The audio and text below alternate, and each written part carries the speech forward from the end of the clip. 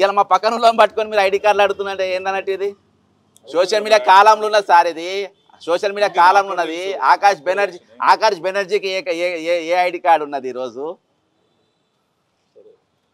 Command control room దగ్గర తీసుకపోండి sir నాకు command control room దగ్గర తీసుకపోండి మీరు తీసుకపోండి మా దగ్గర ఏమున్నది మరి నన్ను ఆపుతుంది కదా నన్ను ఆపుతున్నా కదా నేనేమన్నా సార్ నేను ఏమన్నా చేస్తున్నానా సార్ నేను చేయగలుగుతాను నా దగ్గర ఏమున్నది ఏమన్నా 6 ప్యాక్ ఉందా నా దగ్గర సింగిల్ ప్యాక్ కానీ నేను నా దగ్గర ఏమవుతుంది సార్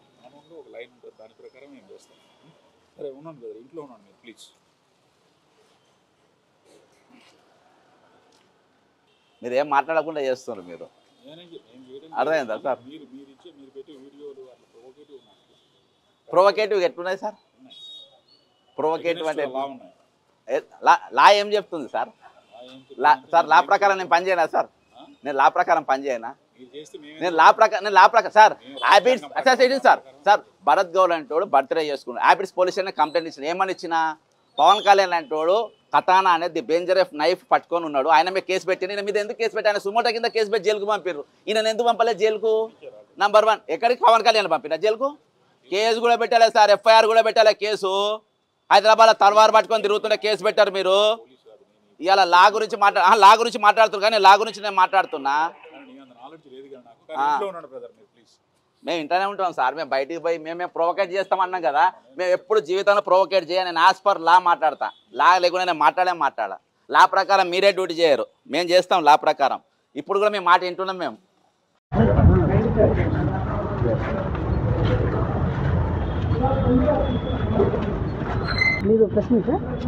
ప్రెస్ మీట్ ఏం లేదమ్మా ఇవాళ కేసులు అది కమాండ్ కంట్రోల్ రూమ్ ఆఫీస్ పోతున్నాము ఇవాళ ఉన్న కేసులు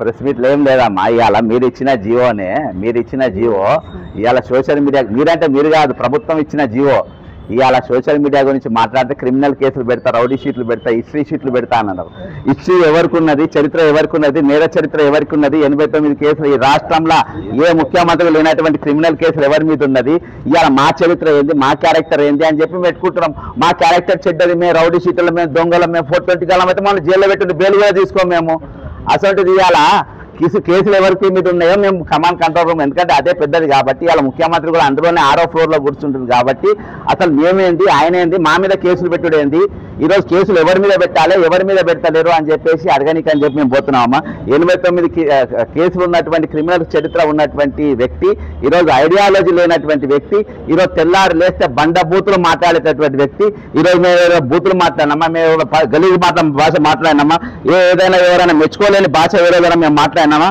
ఏ రోజు కూడా మా కంఠంలో ప్రాణం ఉన్నది ఏ రోజు కూడా మేము అటువంటి భాష మాట్లాడలేదు ఈ భాష ఎప్పుడైనా మాట్లాడినాం మేము ఈ భాష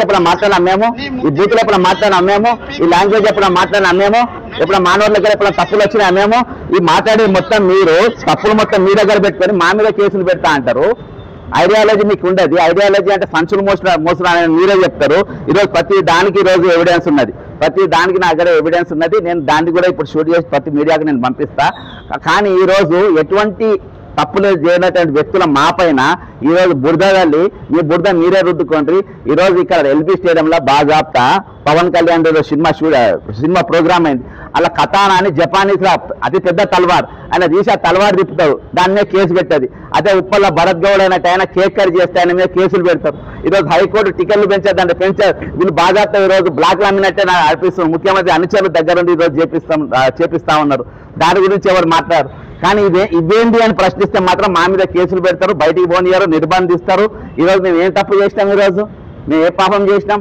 ఈరోజు క్రిమినల్ చరిత్ర ఎవరికి ఉన్నది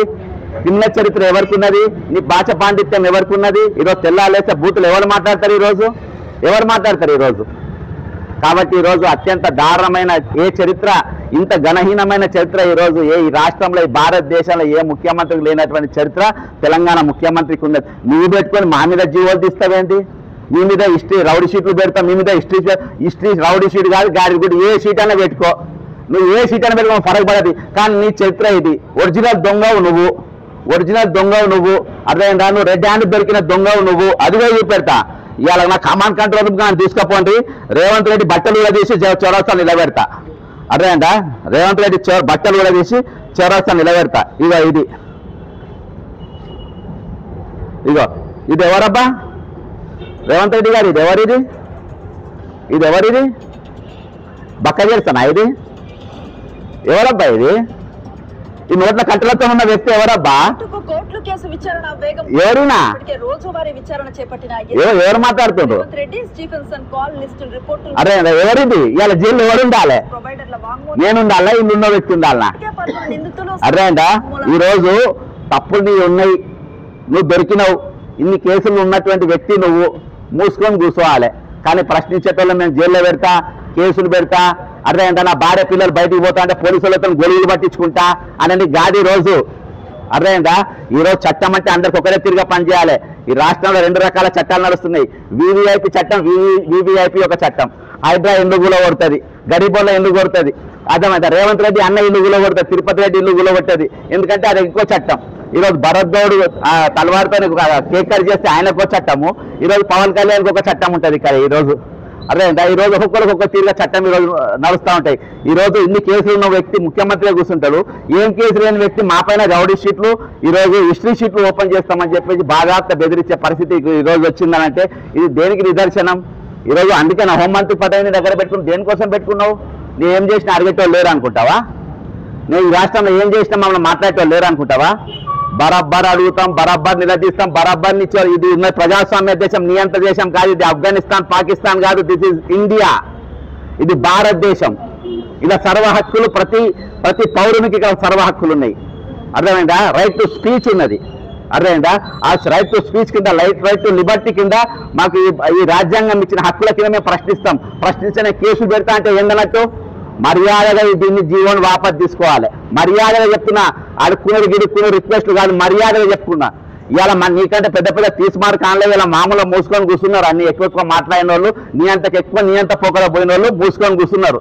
నువ్వు వాళ్ళ కోన్ తీసుకా గొట్టం కానీ పెద్ద తుపాకి కానీ మేము కాదు. అర్థమైందా? ఈ కేసులలో గట్టిగా మాసంలో చట్టపరంగా మేము కొట్లాడితే ఈరోజు చట్టంలో కరెక్ట్ వ్యక్తులు ఈరోజు చట్టంలో వచ్చి కూర్చున్నారనుకో, ఇలా జైల్లో ఉండాల్సిన వ్యక్తులు మీరు.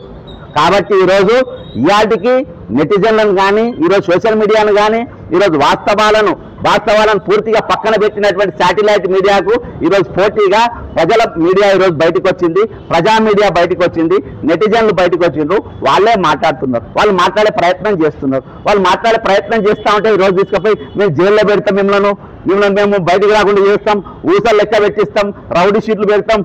ఎవరు భయపడతారు? ఎవరికి బెదిరిస్తావు నువ్వు? అరే బాబు, నీ జీవోలకు, నీ కేసులకు నీకు ఎవరు భయపడటం లేదు. ఈ 10 ఏళ్ళు ఎవరికి భయపడలే. ఈ 10 ఏళ్ళు అన్నిటికీ ఎదురుపోయినాం, సముద్రానికి ఎదురుదినాం. అర్థమైందా? మేము మైనింగ్ మాఫియాలతో కొట్టినాం, ప్రాణాలు తెగించి కొట్టినాం. నీయసంటి ఊపరు కొట్టి ఉపన్యాలు ఇస్తే భయపడే వాళ్ళు ఎవరు లేరు, బెదిరేటోళ్ళు ఎవరు లేరు. అర్థమైందా? ఖచ్చితంగా మేము దీన్ని, ఈ కేసులు ఉన్న వ్యక్తి ఈరోజు జైల్లో ఉండాల్సిన వ్యక్తులేమో సెక్రటరియట్లో కూర్చుంటారు, కమాండ్ కంట్రోల్ రూమ్లలో కూర్చుంటారు.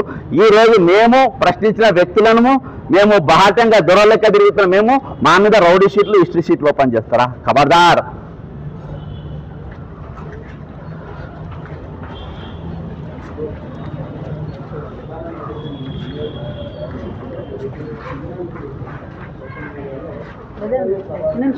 అమ్మా బయటికి వెళ్ళడానికి లేదు. అమ్మా అమ్మా మాట్లాడాలి.